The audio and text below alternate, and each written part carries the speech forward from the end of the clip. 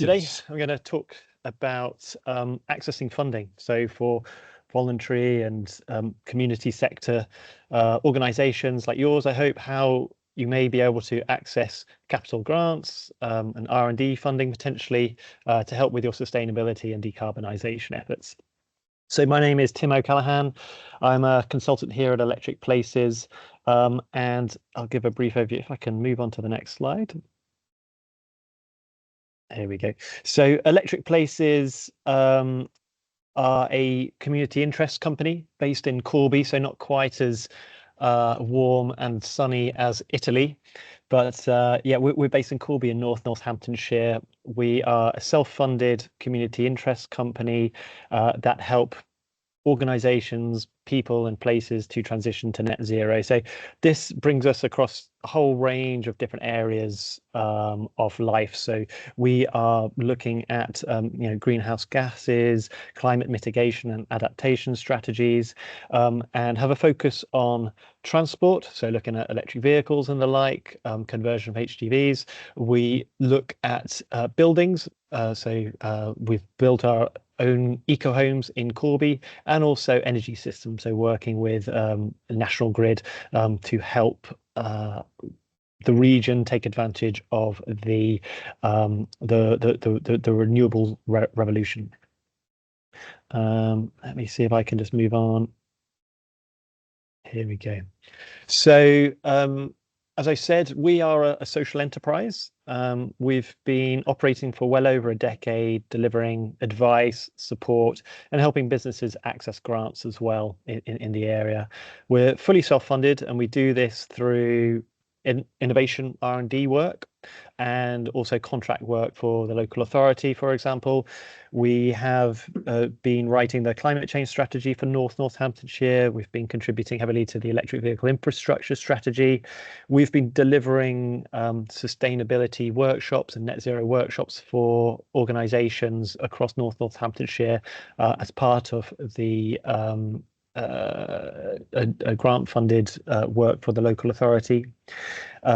And we've also worked on a large project called Northamptonshire to Net Zero, where we're plotting a route map for the region to net zero by 2050 or before. So this is an old figure at the bottom of the slide here. We've been bringing in much more than £22 million now for the Northamptonshire area, for places, businesses, and also residents. So we, as I said, we do a lot of strategic work for the local authority and for the area, but we also do a lot of doing, and a lot of that is around testing novel forms of renewable generation. So, for example, putting up new forms of wind turbines in the area, setting up community energy organisations and community energy sharing operations in Northamptonshire. So we think it's really important not only to have our finger on the pulse about what we should be doing, but also actually doing it and testing it. And we think it's really important to take action and to take advantage of the options and the opportunities that arise through these, I suppose, arguably new set of challenges, but there are also a new set of opportunities that arise out of climate change and carbon emissions. Otherwise, we'll end up like this poor old polar bear here, clinging to the iceberg of business as usual. We see there's an opportunity to break away and do things in new ways, and to get funding to help you do that as well. So there are lots of benefits to sustainability. It's not just a cost and a distraction exercise. So typically, one of the biggest benefits for organizations is efficiency savings. I'm sure everyone on the call here is, I'm always preaching to the converted here, but typically, if you do things more efficiently, you're going to save money doing it. You're going to have less waste, and those savings can contribute to your bottom line, and you can be doing more of the actual work that you want to be doing as a voluntary or community organization. Sustainability can also help meet consumer preferences. For example, if you're an SME or a production business, you might be able to reduce the amount of packaging, for example, or find ways that can meet customer preferences to build your market presence. There's also a growing demand from suppliers as well. So being more sustainable and having a route map to net zero is becoming more and more required to work with larger suppliers in a supply chain. So it's by having those carbon reduction plans, you can take advantage of working within larger supply chains and benefit from that. There's brand and reputation benefits, obviously. If you're seen to be doing the right thing publicly, that's good for your brand. And as I say, it's not just cost. You are really investing in long-term value creation by making your business or organization more resilient and more adaptable, not only to the market, but also to the climate as well. So reducing the risk of flooding, for example. So on this call, we're going to be covering different types of fundings for voluntary and community organizations, SMEs. And we're also going to be looking at the eligibility criteria and the application processes for those and the case study. So I hope after today's session, you get a really actionable overview of what sort of funding streams are there, what are the types of funding, what will I be asked for when I apply for funding, and how could I start and proceed with funding. Okay, so that's the intent. We're going to talk about 4 key funding avenues on the call. So the first is UK government grants, obviously, but it's not always clear where you might be able to find those. Things like R&D funding as well. So if you might be doing, or you might not even be aware you're doing R&D, research and development. There's specific pots of funding that can help you achieve that. Also, local government grants are really key. Where do you find those? What are they for? And when are they available?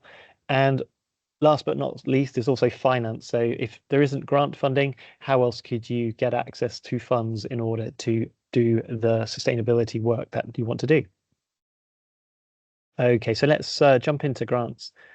So there's a large number of UK government grants. So the government has committed billions to help businesses reach net zero by 2050.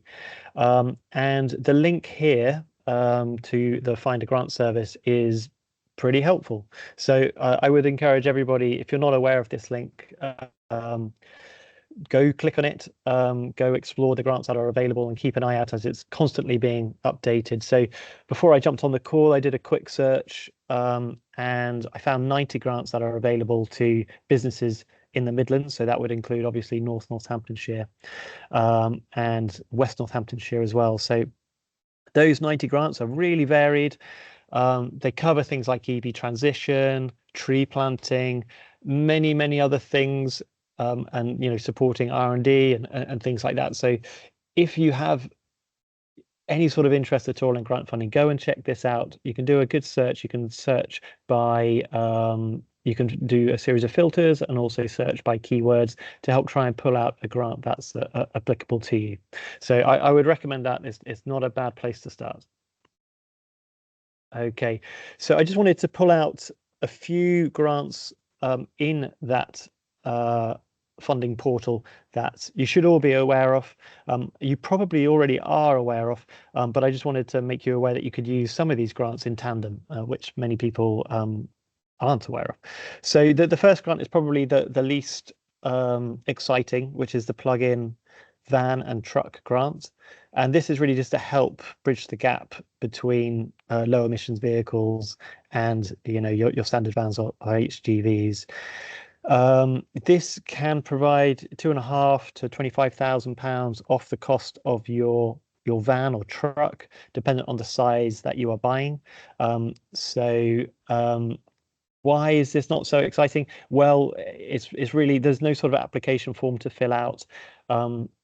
This is applied directly by the dealer and taken off the list price for the vehicle. So there's no application process. If you go and buy a plug-in van or truck, these savings should already be factored into the sticker price, as it were.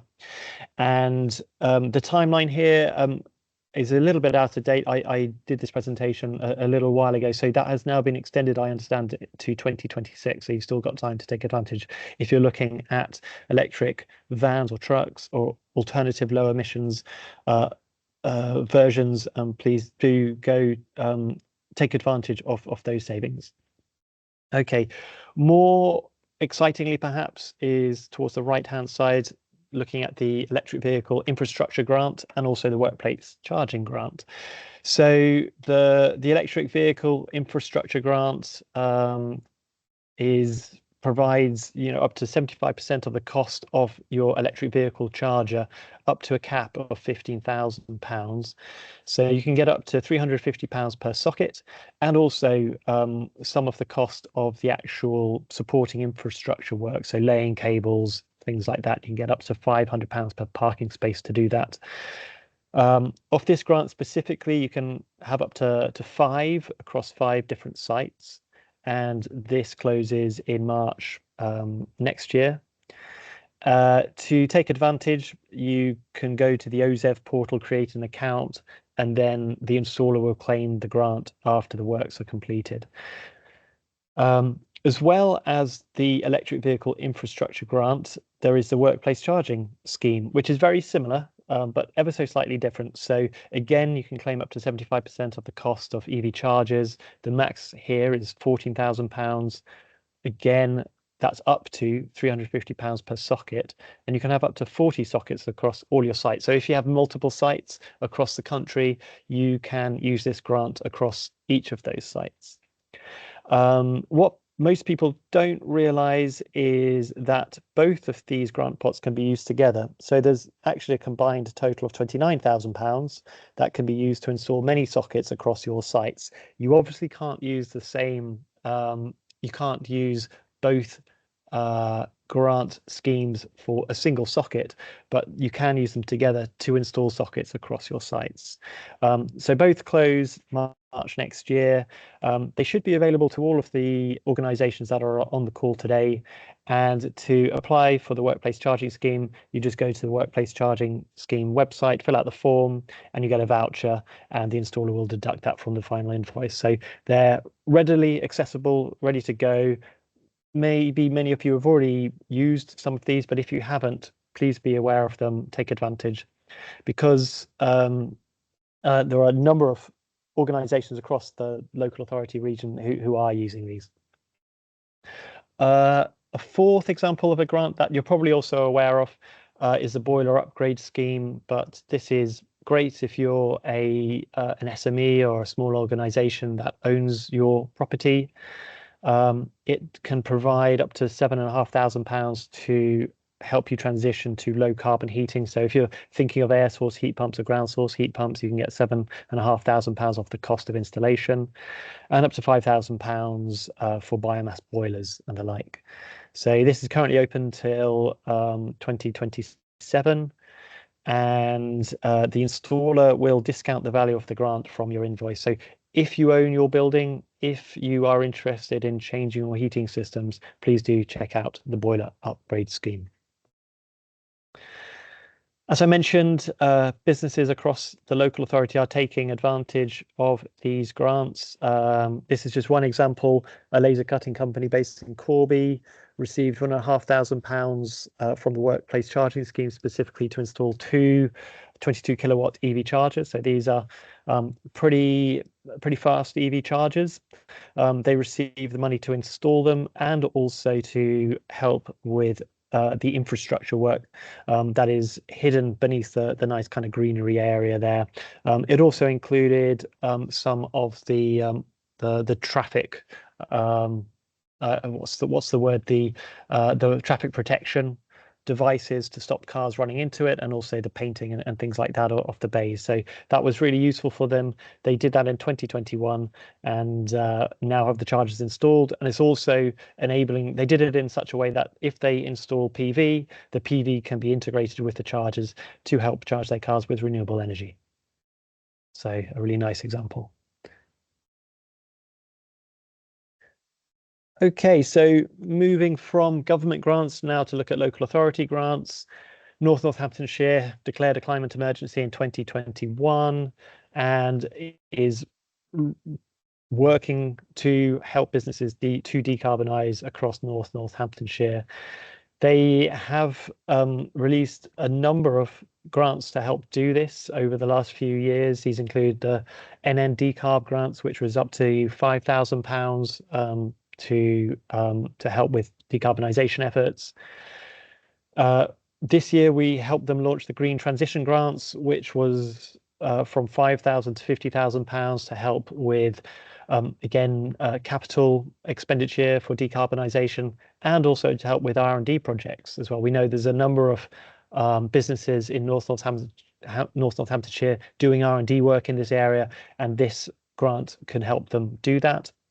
And finally, there's the Rural Business Grant, which is for rural businesses in North Northamptonshire, and the grant was from £5,000 to £50,000 to help again improve those businesses economically, and a part of that was to improve efficiency and therefore sustainability as well.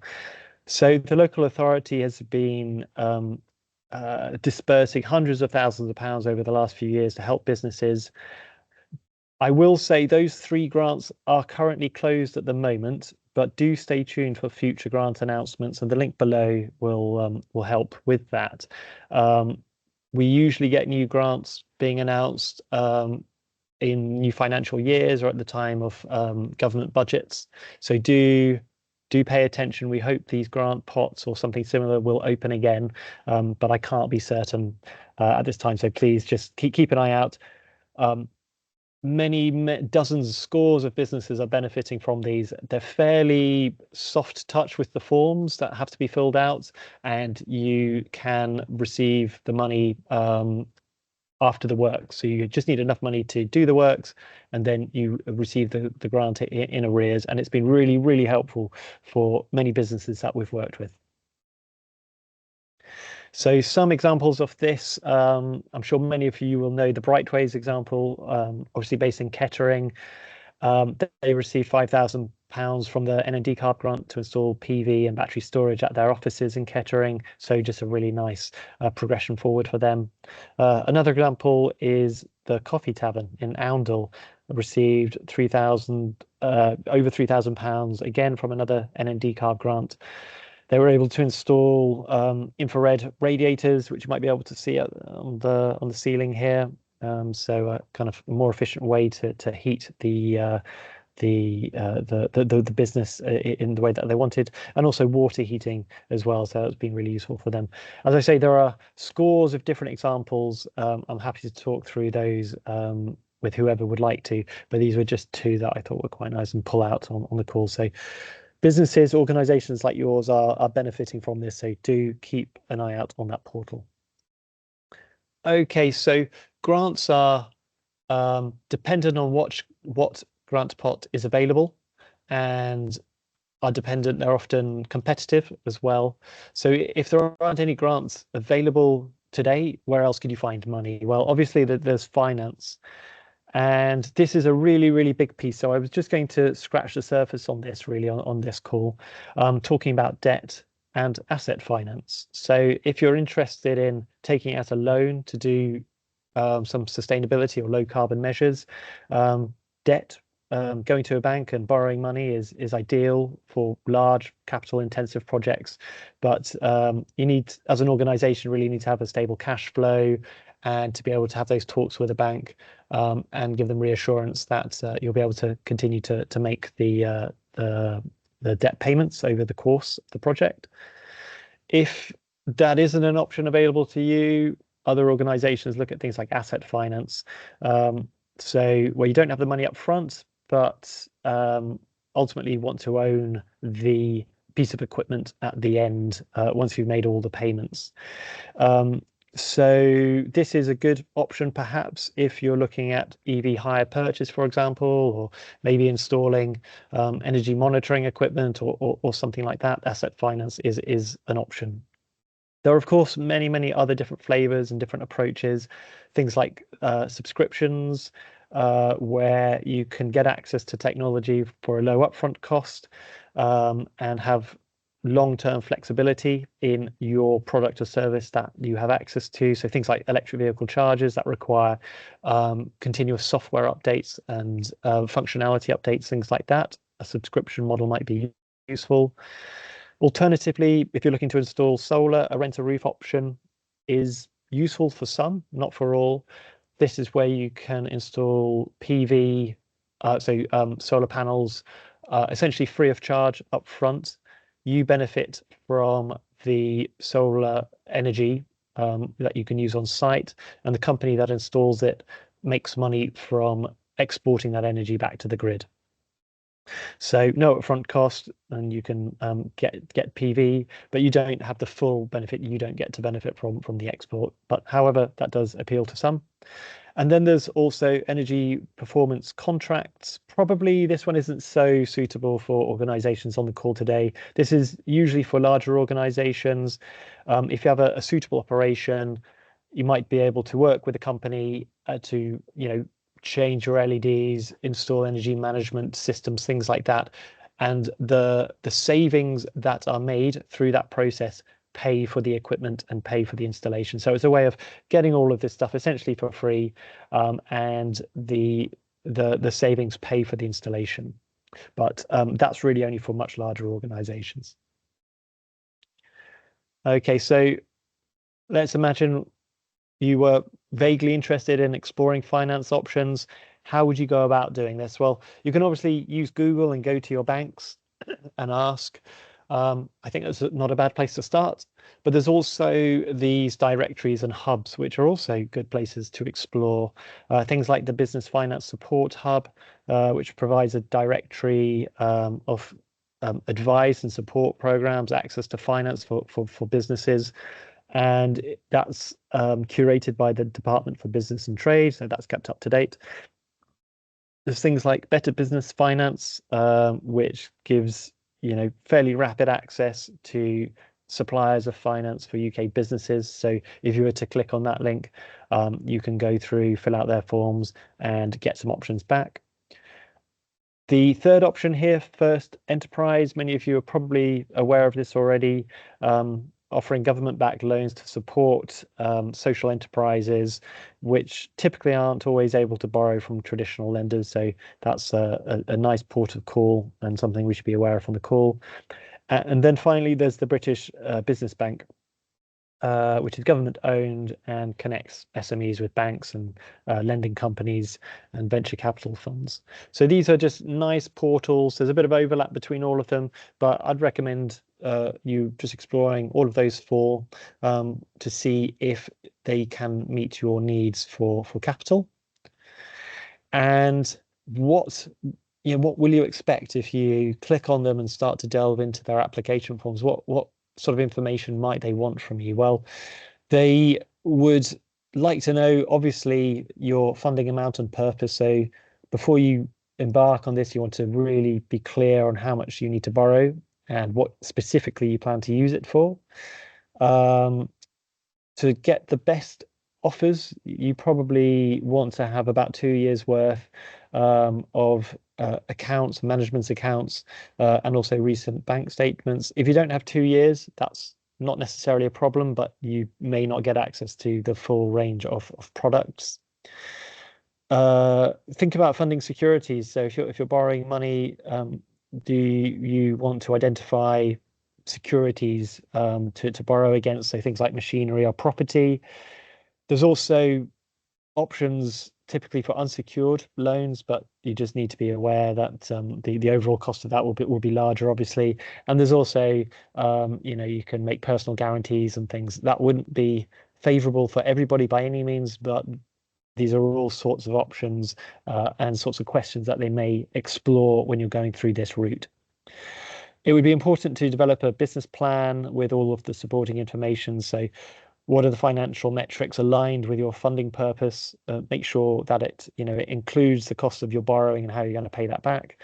And just make sure that as part of that, you've got your financial forecast. So they have confidence that you'll be able to borrow and also pay it back. And it will improve your company, improve your organization to do what it needs to do. Okay. Specifically for social enterprises and for more socially minded environmental funds, there are things like Big Issue Invest, the Key Fund, SEM Growth Hub, and Charity Bank are just a few. These, as I say, are typically more socially minded. The application process here might be slightly different. So often you might have to write a short form expression of interest. So what do you plan to do? How do you plan to use the money? How much do you need? And what's it for? You might have to do an energy audit to ensure that the intervention that you want to progress with makes sense. And so that might need to be an independent audit. And sometimes you can get that audit actually as part of the application process and funded for. You would then typically complete and submit a full application. The funding body would then do due diligence on you and then also the installer to check that everything makes sense, you can pay it back, and the installer isn't going to go out of business and they're reputable. And then they would typically make a final decision and make the payments and accept it. Common eligibility criteria for these sorts of funds. This is a bit of a finger in the wind because there's a lot of variability here, but investments of around £200,000 to £200,000 are kind of usually good for these sorts of grants or these sorts of access to capital funds. That, as I say, is very rough. You can get access to lower amounts than that and also larger amounts than that. But if you're installing PV or something, say solar panels or something, that sort of investment amount might suit you quite well. And because these are socially minded, you might actually get a portion of that lending as a grant. So something just to be aware of. The terms can vary from 1 to 25 years, dependent on your project and your financial profile. You probably need to be an incorporated business, as I'm sure many of you are. There may be regional requirements, so funds that might be available to the Midlands might not be available to organisations in Yorkshire, for example, and vice versa. So it's a bit of research required to explore that. You almost certainly need to own your building or have a long-term lease. You typically need to be, of the voluntary or charity or community sector, and have a direct social mission, which many of you on the call will do. And for some of you may actually need to be declined by a mainstream bank in order to access them because these funds have a social criteria to them. So again, something really interesting to explore for organizations such as yours on the call. Okay, so here's like a big ready reference table. There's a lot going on here, but what I wanted to do is to make a kind of simplified table of all of that information to help your organization understand, well, is debt financing right for me, or asset financing, or a subscription, or energy performance contract? Is that something that I should be looking for based on what I'm trying to do? What are the benefits? Where are the challenges of each of those funding options, risks, the costs, and what are they ideal for? I'm not going to go through this, but I hope this makes some sense. I think I'm happy to share the slides after this, Sean, to make this available. But hopefully this makes some sense. Like if I'm interested in EV charging, should I be looking at asset finance? And you can get an idea of monthly payments and things like that. Okay, so I'll carry on. R&D funding next. So there are many businesses in Northamptonshire doing R&D.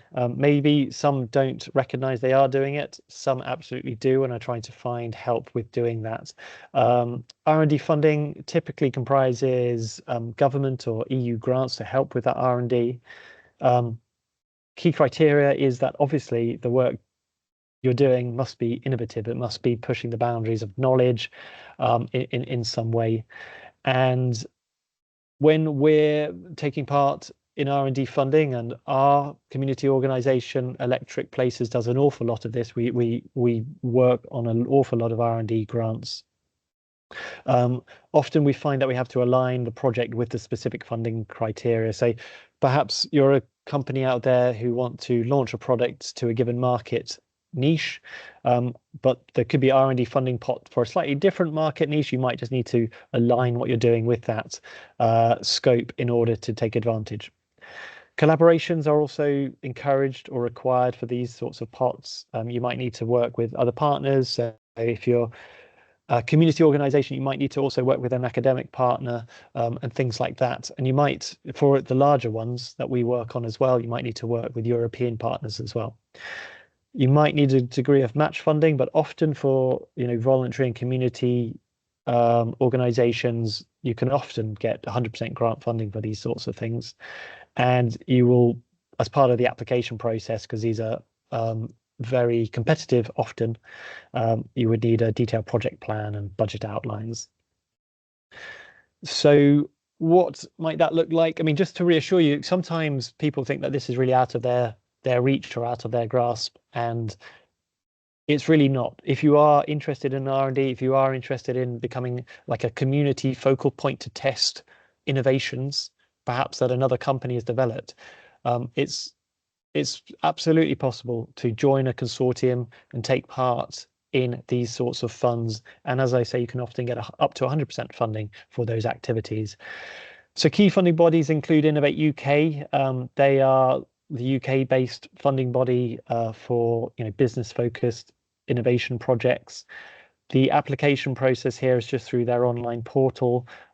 It's quite slick, actually. It's good. It's very modular. You can go and fill out different sections and it will save, and then you can come back to it and fill the rest out at a later time as you do the work. So that's quite useful. Payments are often made in arrears, so you often need to be able to support yourself for about 3 months in order to do the work, and then you claim the grant in arrears. There's also EU funding pots, so things like Horizon Europe and Eurogia. These include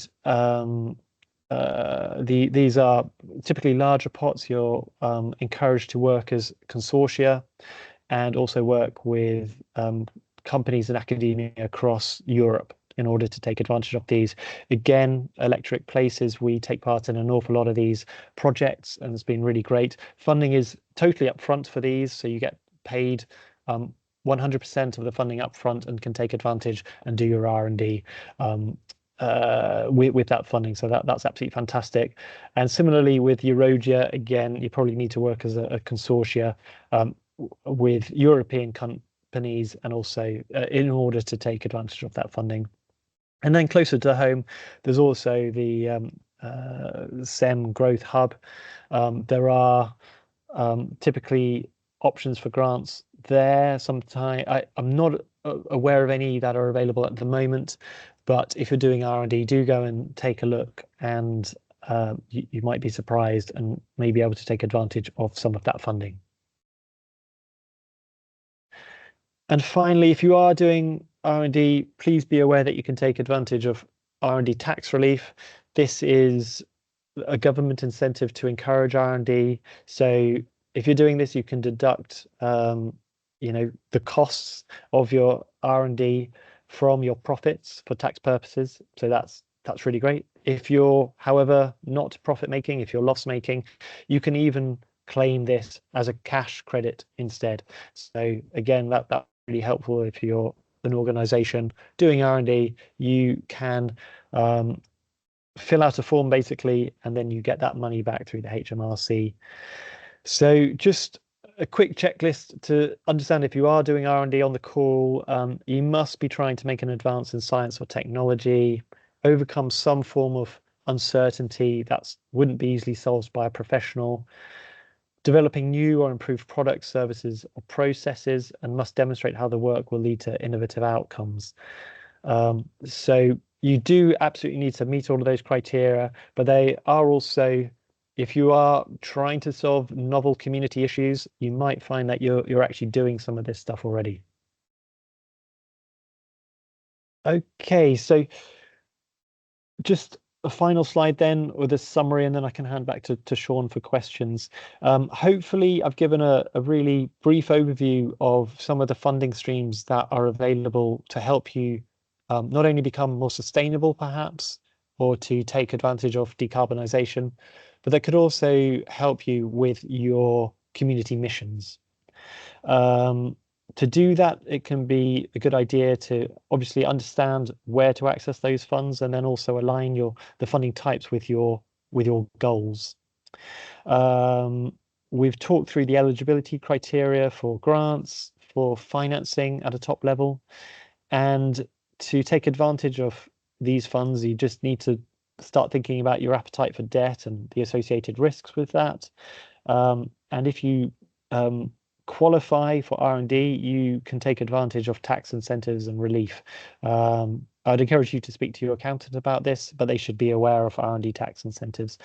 And finally, Electric Places, we do an awful lot of R&D work. We work with many businesses in this country and also across Europe. We can assist with helping you to decarbonize, to find funding opportunities, and forming consortia if you're interested in R&D.